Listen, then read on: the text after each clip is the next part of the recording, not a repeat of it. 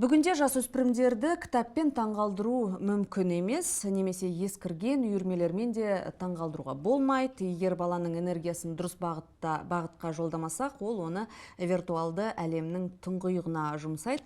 Дәл осындай мәселені шешетін Наурызбай ауданындағы инновациялық шығармашылық орталығы жұмыс істейді.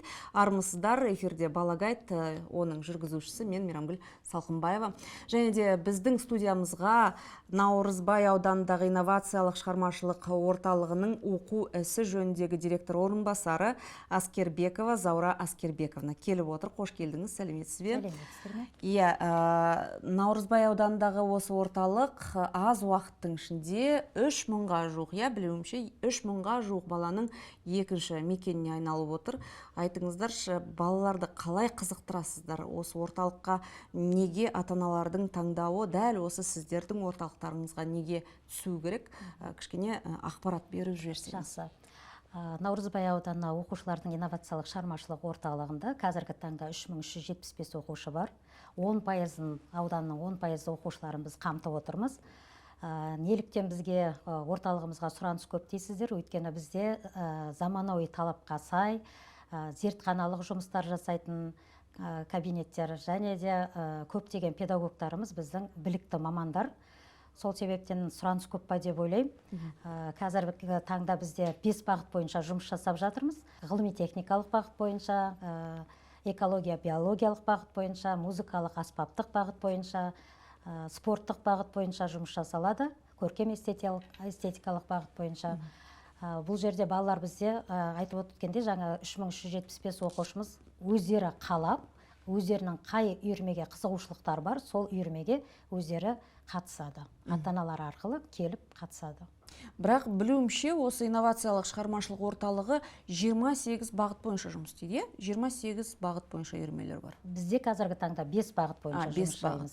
5 бағыт. Жаңа атап өттім ғой, ғылыми-техникалық, көркем эстетикалық, экология, биологиялық, аспаптық, музыкалық және спорт бағыт бойынша 5 бағыт бойынша жұмыс жасаймыз. 58 үйірме бар.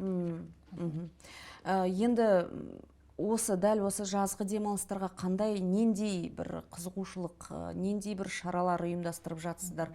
Нендей жоспарларыңыз бар осы жазға? Біз енді жазғы демалысты бізде лагерь деп аталмайды. Бізде әлем жазғы белсенді клубы деп аталады. Бұл клубтың ерекшелігі балалар мектеп оқушылары келеді бізге. Сол мектеп оқушыларын ата-аналар өздері келіп өтініштерін біліп, бүкіл ақпараттарын, оқушылардың ақпараттарын жазып кетеді. Біз білім алматы сайт бойынша қабылдамаймыз бұл жерде. Бұл жазғы белсенді клуб болғандықтан бала ауысып отырады. Бір күн келеді, бір күн келмей қалуы мүмкін. Сол себептен біз тек қана ата-ананың өтініші арқылы ғана қабылдаймыз. Біз мамыр айының ортасынан бастап ата-аналардан өтінішті қабылдай бастаймыз.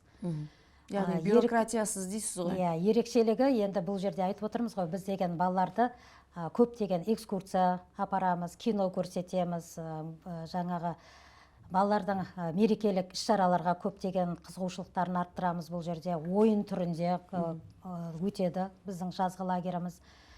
Және 8 жоба бойынша жұмыс жасаймыз. 8 жобаның ішінде жаңағы айтып отырмын ғой, экскурсиямыз бар, пленеріміз бар, бала және театр, бала және кино, спорт бағытта, мерекелік кештер. Мерекелік кештерде мысалы бізде өзіміздің рәміздер күніміз как раз өзінде өтеді, маусым айында, 4 маусымда. Сол кезде бізде рәміздер күнінде балаларымызды өзі концерт қояды. Балалардың айтып отырмын ғой, бұл жерде бізде қатты қызығушылығы бар балалардың. Жазғы белсенді клубқа өте көп бала келеді. 700 мың бала, бізге 700-дей оқушы келеді бір келгенде. Бізде маусым айында 700 оқушы қамтылды, ал мына шілде айында бізде 550-600-дей оқушы болды. Бұл шынымен де енді жоғары статистика, енді шынымен де сандар өте керемет, бірақ қанша дегенмен осы Наурызбай ауданы соңғы жылдары қарқынды дамып келе жатқан аудандардың бірі. Енді баланы орталыққа тапсыру үшін қандай да бір жетіспеушілік, орын тапшылығы байқала ма? Сіздер бір тіркеу жүргізетін шығарсыздар, бір ана орысша айтқанда лист ожидания, кезекте тұрған адамдардың, балалардың тізімін жасайсыздар ма? Соның сандарын айтып берсеңіз. Біз айтып отырмыз ғой, әр жылда, бізде 3-ші жыл жұмыс жасап жатырмыз. Орталығымыз президентіміздің өзі келіп ашып кеткен бұл орталықты. Оқушыларды жазылған кезде білім алматы сайты арқылы жазылады.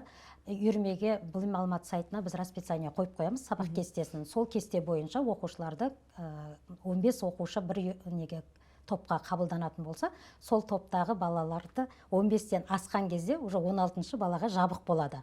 Сол себептен олар бізге келеді, резерв деп айтамыз ғой, кезекте тұрады балалар. Бізде ауысымда енді балалар өзгере береді, біреу көшіп кетеді, аяқ астынан бір жаққа кетіп қалады, жазылып алып. Сол кезде орындарына біз звондап шақырамыз. Сіздің кезегіңіз келіп тұр, келіңіздер деп. Білім алматы сайты бойынша. Ал ерекше білімді қажет ететін балалар, мүмкіндігі шектеулі жандар үшін қандай мүмкіндіктер қарастырылған? Бізде теңдей мүмкіндік.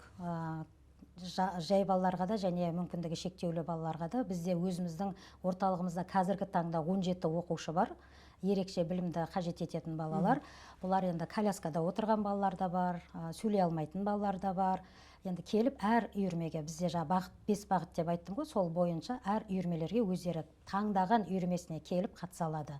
Оларға біз шектеу қоймаймыз, ал былай келген балаларымызға біз бір үйірме немесе 2 үйірмемен шектелеміз білім алматы сайты бойынша. Ал мүмкіндігі шектеулі бала және ерекше білімді қажет ететін балаларға біз шектеу қоймаймыз. Олар 3 үйірме, 4 үйірмеге дейін қатыса алады. Ал оларды оқытатын ұстаздар қандай, олар қандай да бір бағдарламаларға негізделе ме, бағыттала ма? Енді біз арнайы бағдарламаны ерекше балаларға және мүмкіндігі шектеулі балаларға өзіміздің бағдарламамыздан кішкене ерекшелеу жасаймыз. Не себепті? Өйткені олар ерекше бала болғандықтан тез қабылдай алмау мүмкін, мүмкіндігі шектеулі бала болғандықтан, мысалы, қолдары жүрмей қалуы мүмкін. Сол себептен біз бағдарламаны ол балаларға сәйкестендіріп әзірлейміз. Бізде өзіміздің негізгі орталығымызда педагогтарымыздың барлығы бағдарламаны әрқайсысы өзі әзірлеп әдістемелік кеңеске береді. Әдістемелік кеңес отырысында барлығын қарап, осы біздің үйірмеге сай ма, сай емес па, сағат санын барлығын қарап, бекітіп береміз орталықта. Педагогтар әрі қарай соны 1 жыл бойы жұмыс жасайды. Ал ерекше балаларға біз деген кішкене өзгешелеу жасаймыз бағдарламаны. Сонда мысалы бір бала сіздердің үйірмелеріңізге жазылып, 2 үйірме ғой деймін, мысалы келеді, жазылады, одан кейін олар қанша уақыт бойы сіздердің үйірмелеріңізге баруға мүмкіндігі бар? Және де осы ерекше балалар туралы да айтып берсеңіз. Ерекше балалар туралы айтатын болсам, негізгі балалар бізде 3 жыл, 5 жыл бағдарламаның құрастырғанына байланысты. Бізде 1 жылдық бағдарлама бар, 2 жылдық, 3 жылдық бағдарлама бар, 5 жылдық бағдарлама бар. Сол бағдарлама бойынша бала егер келе берсе, әрі қарай жүре береді. Мысалы, бізде қазір орталығымызда, мен даже өзімді айтып кетейін, фортепиано үйірмесіне 24 оқушы 1-ші оқу жылында жазылған. Қазіргі таңда 32 оқушым бар. Мүмкіндігі шектеулі және де ерекше білімді қажет ететін балада фортепиано үйірмесіне келеді. Бұл балаларға енді саусақтарын қойып моторикасын түзетуіміз керек. Ата-аналар өте риза, өйткені балалар бос уақытында тиімді пайдаланып жатыр. Және де біздің ерекшелігіміз орталықтағы көптеген халықаралық және республикалық чемпионаттарға апарамыз да балаларды. Сол себептен ата-аналар көбіне қызығып келеді. Қатып қалған қағида жоқ. Ойын түрінде де өтіп жатыр сабағымыз. Бағдарламаның, кәдімгі өз бағдарламаны жүргізіп отырып, сабақты береді педагогтар. Енді қандай бала болмасын, баламен жалпы жұмыс жасау ерекше күшті қажет етеді. Дегенмен бала мен ата-аналармен, және де орталықтың ұжымымен қандай да бір бірлескен жұмыс жасалама, мысалы қауіпсіздік жөнінде болсын, сол жайында айтып берсеңіз. Бізде енді 3-түк деп айтамыз ғой, ата-ана, мұғалім, ата-ана және оқушы деп. Осы 3-түкті біз әрдайымда ұстанамыз. Бізде ең бірінші балалар келген кезінде ашық есік күні деп айтамыз. Ашық есік күнінде ата-аналарымыз келіп көреді, бағыт бағдарларды көреді, қалай үйірмені жұмыс жасайтынын көреді. Барлығында біз сол ашық есік күнде көрсетеміз. Одан кейін ата-аналар ары қарай өздері балаларын айтады. Сіз ғылыми техникаға барыңыз, сіз немесе шығармашылыққа барыңыз деп балаларын бізге алып келеді. Сол білім алматы сайты бойынша ғана біз балаларды қабылдаймыз. Орталықтардың көбі бүлдіршіндерге көп көңіл бөлетінін білеміз, бірақ жасөспірімдер үшін қандай ерекше бір бағдарламалар қарастырылған? Айтпағым, мысалы, жаңа айтады ғой, профориентация, болашақ мамандығына байланысты қандай да бір бағдарламалар бар ма сіздердің орталықтарыңызда? Иә, бар. Бізде енді психолог жұмыс жасайды орталығымызда. Сол психологымыз оқушыларды келген кезінде оқушыларды профориентация деп айтамыз ғой, неге тест алады. Сол тест арқылы оқушылардың қабілеті қай үйірмеге, қай бағытқа шыңдалып тұр, сол баланы бізге бағыттап айтады. Ата-анаға да түсіндірме жұмысын жүргізіп айтады. Бала сол бағыт бойынша, мысалы, кейбір ата-аналар андай заставить дейді ғой, мәжбүрлеп алып келеді баланы, қатыссаң да қатысасың, қатыспасаң да қатысасың деп. Ол баладан бізде еш нәрсе шықпайды. Сол себептен психологымыз бізге тестті жүргізіп, мына баланың қабілеті ғылыми техникалық бағытқа, немесе спорт бағытына икемі өте мықты деп бізге тесттің несін шығарып береді. Сол кезде біз ата-анаға түсіндірме жұмысын жасап айтамыз. Осы сіздердің желеулеріңізбен жаңағы спортқа түскен, болмаса тренер, жаттықтырушы болған балалар бар ма сіздердің? Біз енді ашылғанымызға 3 жыл ғана болды. Дегенмен де бізде бар. Бізде қазір шешендік өнер мектебі деген үйірмеміз бар. Сол үйірмеде тіл жаттығу, мысалы, тілдердің жаттығу болғандықтан мәнерлеп оқиды. Казгуге түсіп жатқан оқушыларымыз бар, агуге түсіп жатқан, тіл маманына түсіп жатқан оқушыларымыз бар. Демек, ол жерде де сіздердің үлестеріңіз бар? Әрине. Ата-ана тарапынан өте бізге алғыс айту көп. Неліктен? Өйткені бізде айтып тұр ғой, бағдарлама бойынша барлық үйірмелер жұмыс жасап жатыр, өте керемет жұмыс жасайды. Ата-аналардың ішінде көбіне сұрақты беретін бізде футбол үйірмесі бар ма, сіздерде гимнастика бар ма, бассейн бар ма деп келеді. Ал енді бізде бассейн қарастырылмаған, футбол қарастырылмаған. Бізде енді айтып отырмыз ғой, өзіміздің сол 58 үйірмемізбен орталығымыз жұмысты жалғастырып жатыр. Енді Алматы қаласында, жалпы Алматы маңында да осындай орталықтар өте көп. Ол мемлекет тарапынан қаржыландырылса, біреуі жаңағы коммерциялық негізде ашылып жатыр. Сіздердің орталықтарыңыз сол, мысалы, коммерциялық ұйымдардан айырмашылығы қандай? Әлде бірдей деп айта аласыз ба? Бірдей мүмкіндікті, бірдей үйірмелерді береміз деп айта аласыз ба? Жоқ, әлде шынымен де енді коммерциялық ұйымдардың ықпалы кішкене жоғары? Ауданымызда, әрине, ауданымызда бізде бар. Жеке, жаңағы частный дейді ғой, жеке ашылған үйірмелер жұмыс істеп жатыр. Бірақ енді біз оларды ауданымызда жаман деп айта алмаймыз. Оларда жұмыстарын өздері атқарып жатыр, олардың да бағдарламалар бар өздерінше. Бірақ енді біз мемлекеттік болғандықтан біздің орталығымыз ерекше деп айтылып. Енді орталықтың осы биылғы жылы болмаса осы 3 жылдың ішінде қандай да бір мақтануға тұрарлық бір қорытындыларыңыз болса, айтып берсеңіз бізге. Әрине, біздің орталығымызда мысалы 3 жыл бойы қатысып жүрген оқушыларымыз мына ғылыми техникалық бағыт бойынша, робототехника бойынша. Сол робототехникадан бізде оқушыларымыз Англияға барып келіп жатыр, Америкаға барып келді, Қытайға барып келіп жатыр. Олардың барлығы жүлделі орындармен келіп жатыр. Спорт бағыты бойынша 9-құмалақтан бізде әлем чемпионы, Қазақстан чемпионы оқушыларымыз бар. Нұрай деген қызымыз. Вокал, тамсан вокалдық топ бар бізде, домбырамен ән салу деген бар. Грузия еліне барып, Өзбекстан қаласына барып, сол жақтан бізде көптеген халықаралық деңгейде өздерін көрсете алатындай нәтиже бар бізде. Бар. Сіздер өздеріңіздің орталықтарыңыздан жібересіздер? Біздің қаржыландырасыздар ма сонда ата-аналар? Қаржыландырғанда ата-аналардың өздері қаржыландырады бізде. Бізде ондай қарастырылмаған.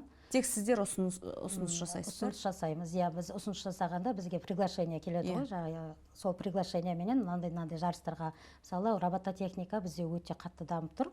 Олар жаңағы республикалық, қалалық first жарысы бар ғой, сол жарыста біздің балаларымыз өте керемет нәтиже көрсетіп жатыр қазір.